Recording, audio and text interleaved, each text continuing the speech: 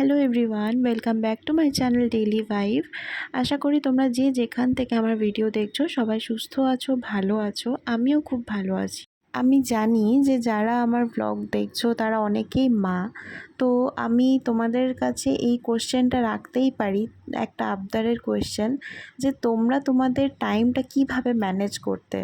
যখন তোমরা নতুন নতুন মা হয়েছিলে আমার মতো, তখন তোমরা নিজেদের টাইমটাকে কিভাবে ম্যানেজ করতে আমাকে প্লিজ বলো। কেননা আমি সত্যি এখন জানো তো কোনোভাবেই পেরে উঠছি না। দেখতেই পাচ্ছ আমি আগে যে আমি রেগুলার ভিডিও দিতাম টাইম টু টাইম ম্যানেজ করে, এখন সেই আমি মানে টাইমের তো কোনো মাথার ছাতা নেই ভিডিও দেওয়ার। আর সাথে সাথে যখন আমি ভিডিও শ্যুট করে রাখছি ডে টু ডে, জানো তো, কিন্তু আমার এডিট করে ভয়েস ওভার দিয়ে যে আপলোড করতে বসাবো সেই জিনিসটার জন্য টাইম পাচ্ছি না। তার মানে আমি কী লেভেলের ব্যস্ত হয়ে পড়েছি তোমরাই ভাবো। তার মধ্যে তোমাকে নিজেকে টাইম দিতে হবে। সবারই জীবনে এক একটা অধ্যায় আসে, তাই না বলো? আমাদের জীবনেও নতুন নতুন অধ্যায় আসে।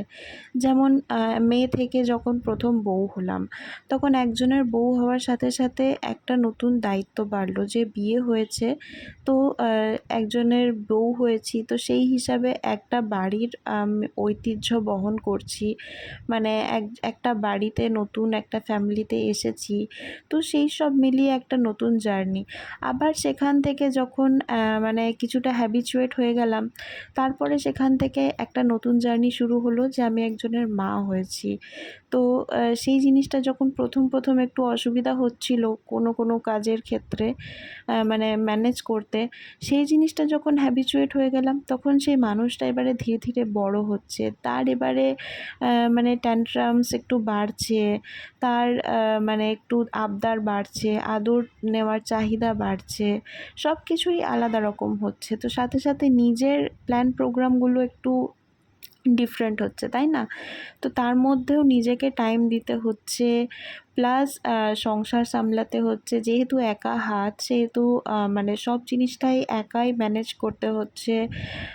নিজের স্বামী, নিজের ছেলে, নিজের সংসার, নিজেকে সব কিছু একা ম্যানেজ করা, প্লাস নিজের শখ পূর্তি, সব কিছু মিলিয়ে মানে কেমন যেন তালগোল পাকিয়ে যাচ্ছে এবারে, জানো তো। মানে এতদিন ছেলেটা ছোট ছিল, আর এতদিন ওর আবদার জিনিসটা কম ছিল। চঞ্চল তো বরাবরই ছিল, কিন্তু আবদারের জিনিসটা কম ছিল। এখন ধীরে ধীরে আবদার করতে চেষ্টা করছে ও। কী বলো তো, ওকে বকলে না ও হয়তো সেই রকম ট্যান্ট্রামস দেখাবে না, কিন্তু আমি ওকে বকতে চাইছি না এই কারণেই, কেননা ও হয়তো বড় হয়ে যাবে, জানো তো, ও হয়তো শান্ত হয়ে যাবে, কিন্তু ওর এই টাইমটা আমি আর পাবো না কখনোই। তো সেই জন্য আমি ওর এই ট্যান্ট্রামসগুলোও যেমন এনজয় করতে চাই, তেমনই নিজের টাইম ম্যানেজমেন্টের স্কিলটাকেও আমি ফিরে পেতে চাই। যেরকমভাবে আগে আমি সব জিনিসটাকে ম্যানেজ করতে পারতাম অ্যাজ আ ম্যানেজমেন্ট স্টুডেন্ট, তো এখন আমি সেই জিনিসগুলো হঠাৎ করে আবার পারছি না। তো সেই জিনিসগুলোর জন্যই আমি একটু ওয়ারিড হয়ে যাচ্ছি মাঝে মধ্যে, যার কারণে আমার ভিডিও টাইম টু টাইম তোমরা পাচ্ছ না। কথা বলতে বলতে ভুলেই গেছি যে তোমাদেরকে বলতে, যে অ্যাকচুয়ালি করছি কি, তোমরা যে এতক্ষণ ধরে আমাকে রান্নাঘরে দেখছো কাজ করতে।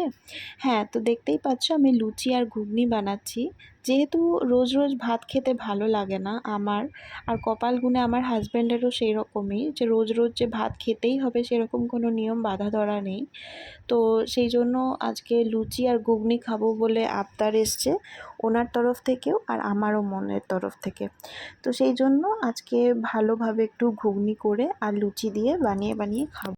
দেখো, আমি ভাবলাম পঞ্চরত্ন রান্না করে নাইবা দেখালাম তোমাদের, লুচি সবজি করছি সেটাই তোমাদের দেখাই, তাহলে তো তোমাদের ভালো লাগতেই পারে। তো তার জন্যই তোমাদের দেখানো। জানো, আগে যখন মাকে জিজ্ঞাসা করতাম, মা যখন নতুন নতুন রকমের রান্না করতো, প্রায়ই মানে অনেক রকমের, তখন জিজ্ঞাসা করতাম যে তুমি টায়ার্ড হয়ে যাও না, যে আমাদের আবদারে তুমি এত নতুন নতুন রান্না করছো? তো তখন মা বলতো যে তোরা যখন নিজেরা ওই কাজটা করবি তখন সেই উত্তরটা পেয়ে যাবি, যে কেন আমি করছি এত নতুন রকমের রান্না। তো এখন আমি পেয়ে যাই, জানো তো, যে রান্নাটা খুব শখের কাজের মধ্যে পড়ে মেয়েদের স্পেশালি। হ্যাঁ, ছেলেরাও রান্না করে, যেমন আমার হাজব্যান্ডই হেল্প করে দিচ্ছে, দেখতেই পাচ্ছ তোমরা। তো মানে এটা খুব শখের কাজ, জানো তো, যে তুমি কাউকে যে খেতে ভালোবাসো, মানে করে খাওয়াতে যে তুমি কাউকে ভালোবাসো, সেটা একটা কারণ। আর দ্বিতীয় কারণ হচ্ছে তোমার মন খুব ভালো থাকে, জানো তো? মানুষের জানো তো সব দিন সমান থাকে না, এটা আমি খুব ভালোভাবে বুঝেছি যে তোমার মন সবসময় যে ভালো থাকবে সেটা নয়। তো রান্নাটা হচ্ছে এমন একটা কাজ যেটাতে তোমাকে সব সময় মন ভালো করে দেওয়ার মতন কাজ। তার জন্য আমি বেসিক্যালি তোমরা দেখতেই পাবে যে আমি প্রত্যেকটা ভিডিওতে কিছু দেখাই বা না দেখাই, আমি রান্নাটা দেখানোর চেষ্টায় থাকি। কেননা আমার রান্না করতে সত্যি খুব ভালো লাগে এখন। আর যার কারণে আমি চেষ্টাও করি যে তোমাদেরকে রান্নাটাই দেখাই, যাতে তোমাদেরও মন ভালো লাগে।